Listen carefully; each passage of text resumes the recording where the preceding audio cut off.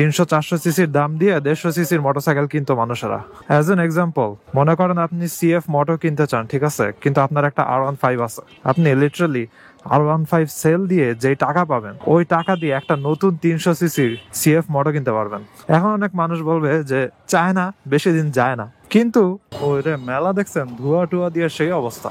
এখন second hand motorcycle নাম transfer না করলে যে সেল করছে তারও ক্ষতি হওয়ার সম্ভাবনা আছে, আবার যে কিনছে তারও ক্ষতি হওয়ার সম্ভাবনা আছে। কেমনে? ব্লগারদের কাছে ওই মোটরসাইকেল দিয়ে দেয়, ব্লগাররা ওই মোটরসাইকেল রিভিউ করতে নিয়ে যায় অথবা টেস্ট রাইড করতে নিয়ে যায়, নিয়ে টানাটানি করে, টপ স্পিড চেক করে, এই সেই করে, তারপরে মোটরসাইকেল আবার রাইখা চলে যায়। যদিও এটার সাথে নাম ট্রান্সফারের সম্পর্ক নাই, তারপরে আর কি বললাম যে আপনার যদি মোটরসাইকেল পছন্দ হয় তাহলে রেখে চলে যায় না যে আচ্ছা আমি 1 সপ্তাহ পরে এসে নিবো।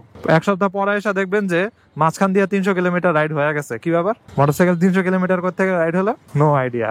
একটা ফ্রেন্ডের জিক্সার, ওইটা কিনতে নিছিলাম আমি।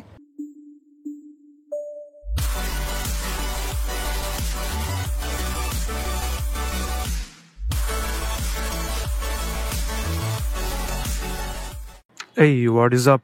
এখন বেড়িবাঁধের দিকে যাব, মোটরসাইকেল স্টার্ট দে।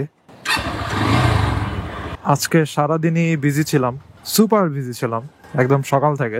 যখন সকালে বাসা থেকে বের হয়েছিলাম তখন ছিল 55 কিলোমিটার, আর এখন হচ্ছে 82.4 কিলোমিটার।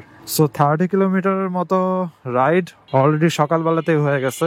তো লাস্ট উইক নিয়ে কিছু দৌড়াদৌড়ি চলতেছে, কারণ আর 4 দিন পরেই হচ্ছে তাদের ফ্লাইট। যাই হোক, আজকে একটা গুরুত্বপূর্ণ জিনিস নিয়ে আলোচনা করব।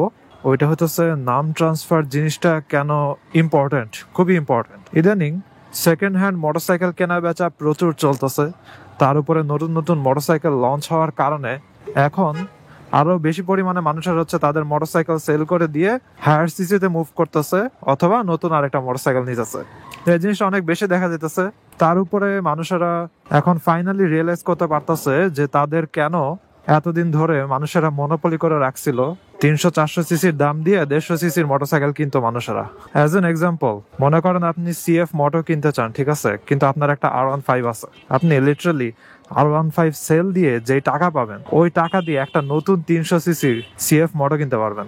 এখন অনেক মানুষ বলবে যে চায় না, বেশি দিন যায় না, কিন্তু এই মোটরসাইকেল কিন্তু ইউরোপে অনেক সেল হয়, অনেক, এবং কোয়ালিটি খুবই ভালো। অলসো CF মোটর তাদের মোটরসাইকেল MotoGP তো ছাড়তেছে। শুধুমাত্র ভালো যদি সার্ভিস সেন্টার দিতে পারে এবং পার্টস যদি অ্যাভেলেবল থাকে কম দামে, তাহলে মোটরসাইকেল পুরাই মার্কেট কাঁপায় ফেলতে পারবে। ওই দেখেন কি মেলা বসছে এখানে, পুরাই কাপড় চোপড় এভরিথিং, বিশাল মেলা দেখি বুদ্ধিজীবীর সামনে। আমার ডান সাইডে কিন্তু বুদ্ধিজীবীর স্মৃতিসৌধ। এই মেলাগুলোর কারণে বোঝা যাইতেছে না। যাই হোক, এই যে আপনি মোটরসাইকেল সেল দিবেন অথবা অন্য কারো মোটরসাইকেল কিনবেন, তখন নাম ট্রান্সফার জিনিসটা কেন এত ইম্পর্টেন্ট? স্পেশালি সেকেন্ড হ্যান্ডের শোরুম গুলাতে মোটরসাইকেল সাজানো থাকে ঠিকই, কিন্তু এই মোটরসাইকেলের ওনার কই আছে, সে আসলেও দেশে আছে নাকি বাইরে আছে, এগুলো ঠিক মতো ইনফরমেশন অনেক জায়গাতে দেওয়া হয় না। বলে যে আরে ভাই সমস্যা নেই, সাজানো আছে, আপনার পছন্দ হলে আমাদের সাথে কথা বলে কিনে নিয়ে যান এবং 10 দিনের ভিতরে নাম ট্রান্সফার করা দিব, এরকম ভাবে তারা বলে থাকে। কিন্তু কিনার পরে দেখা যায় যে আসল মালিকেরই খবর নাই, যার নামে মোটরসাইকেল। ও আচ্ছা, দাঁড়ান, ডান দিয়ে দেখি বেরোয়া যায় নাকি।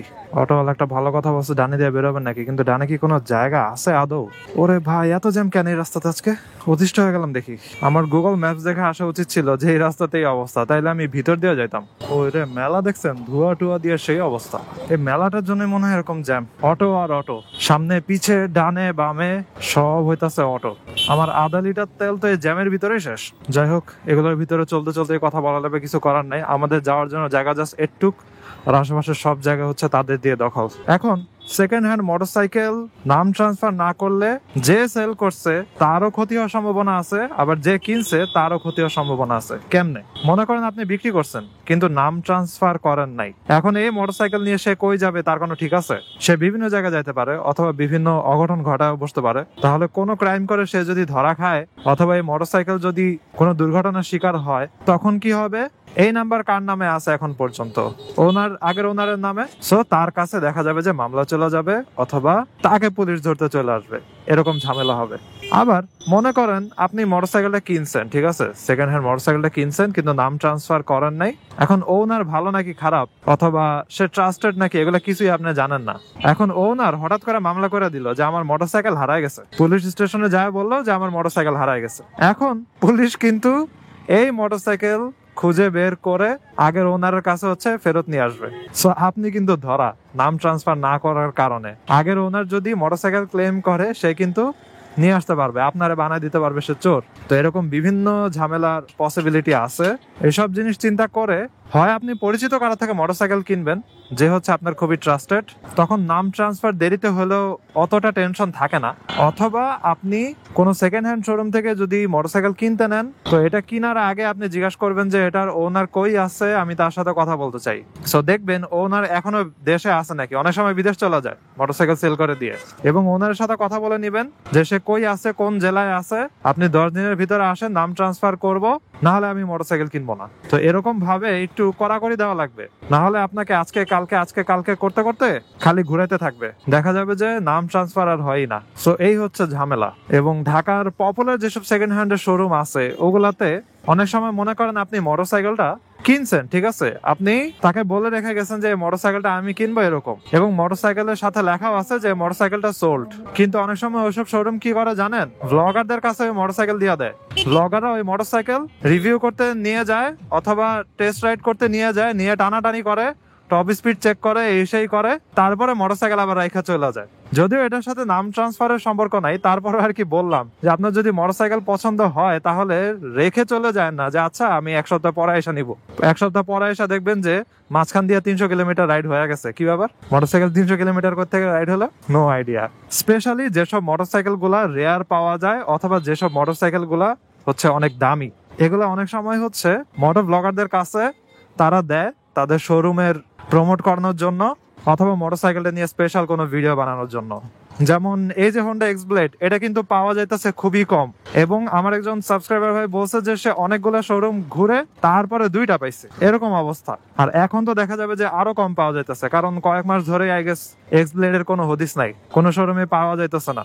এবং ইন্ডিয়াতে আমি গুগল সার্চ করে দেখলাম যে ইন্ডিয়াতে নাকি এটা ডিসকন্টিনিউড করে দিছে, কিন্তু বাংলাদেশে তো প্রোডাকশন হওয়ার কথা, দেখা যাক, হয়তো জানুয়ারিতে আসতেও পারে। শোরুম ওয়ালারা বলতেছে যে জানুয়ারিতে আসবে। তো এই যে এগুলো পাওয়া যাইতেছে না, তখন দেখবেন যে এই মোটরসাইকেল নিয়ে হয়তো কোনো মোটর ব্লগার ভিডিও করতে সেকেন্ড হ্যান্ড শোরুম থেকে নিয়ে নিছে, কিন্তু আপনি মোটরসাইকেলটা বুকিং দিয়ে রাখছেন। এই হচ্ছে আর কি সিচুয়েশন। তো ভিডিওটা ছিল হচ্ছে নাম ট্রান্সফার নিয়ে। তো আপনি যার থেকে কিনেন না কেন, স্পেশালি যদি সেকেন্ড হ্যান্ড শোরুম থেকে কিনেন, তাহলে যত দ্রুত সম্ভব ট্রান্সফার করে ফেলবেন, কারণ ওনারের ব্যাপারে কোনো আইডিয়া নাই। এছাড়া যদি আপনি ফ্রেন্ডের থেকে কিনেন তাহলে ওটা অন্য ব্যাপার। যেমন আমি যখন মোটরসাইকেল কিনতে নিয়েছিলাম তখন সবার ফার্স্টে ভাবছিলাম সেকেন্ড হ্যান্ড নিব, কারণ যেহেতু আমার দেশে হয়তো ফিউচারে থাকা হবে না, এই জন্য আমি ভাবছিলাম যে নতুন নিয়ে কি করব। কিন্তু আসলে নতুন নিলে লাভ, নতুন নেওয়ার কারণে আমি এতদিন ধরে তেমন কোনো বড় খরচের সম্মুখীন হই নাই। যদি সেকেন্ড হ্যান্ড যেটা চয়েস করছিলাম ওইটা নিতাম তাহলে অনেক কাজ করানো লাগতো। যাই হোক, একটা ফ্রেন্ডের জিক্সার ওইটা কিনতে নিছিলাম আমি, এবং ও অস্ট্রেলিয়াতে তখন চলে যাচ্ছিল মাস্টার্স করার জন্য, এবং ওর 1 মাসের মধ্যেই ফ্লাইট ছিল। তো ওই সময় আমাকে বলতেছিল যে তোর যদি পছন্দ হয় চালায় টালা দেখ কি অবস্থা, যদি কিনতে চাস তাহলে তাড়াতাড়ি জানাইস, তাহলে নাম ট্রান্সফার করে ফেলার সুযোগ পাওয়া যাবে, নাহলে আমি যদি বাইরে চলে যাই তাহলে কিন্তু নাম ট্রান্সফার করার সুযোগ পাবি না। সো তখন আমি বুঝি নাই যে আসলে জিনিসটা কত ইম্পর্টেন্ট, কিন্তু ও বুঝতে পারছিল, তাই ও আমার কথা চিন্তা করে বলছিল যে আমি বিদেশ যাওয়ার আগেই ওকে নামটা ট্রান্সফার করে দিয়ে যাই। ও চাইলে কিন্তু সেল করে বিদেশ চলে যেতে পারতো, তখন হয়তো আরেক ঝামেলা যে মোটরসাইকেল আমার নামে নেই, মনে করেন ফ্রেন্ডের মোটরসাইকেল নিয়ে বের হয়েছি, এগুলো হয়ে যেত তখন। যাই হোক, পরে ওর মোটরসাইকেল কিনা হয় নাই, কারণ ওর মোটরসাইকেলে কয়েকটা বড় ইস্যু ছিল যেগুলোর জন্য আমার অনেক বড় খরচ করা লাগতো। জিক্সারটার হচ্ছে অয়েল লিক হইতাছিল সাসপেনশন থেকে, এবং ইঞ্জিনের উপরেও হচ্ছে উপরের ওয়ার থেকে কেমনে কেমনে জানি তেল পড়তো। সো ওগুলার তো ঝামেলা ছিলই, তার উপরে টায়ারটাও হচ্ছে চেঞ্জ করা হয়তো লাগতো, এজন্য দেখা গেছে যে অনেক খরচ আমার এমনিই দেওয়া লাগতো, তাই পরে আর নিলাম না আর কি। কি ব্যাপার, এখানে দেখি গাছ টাছ কেটে সেই অবস্থা। আজকের ভিডিও এখানে শেষ করি। I hope you guys like this video. For watching for the first time, you can kindly subscribe. তো see you in the next round. ভালো থেকে সাবধানে রাইড করেন, টাটা।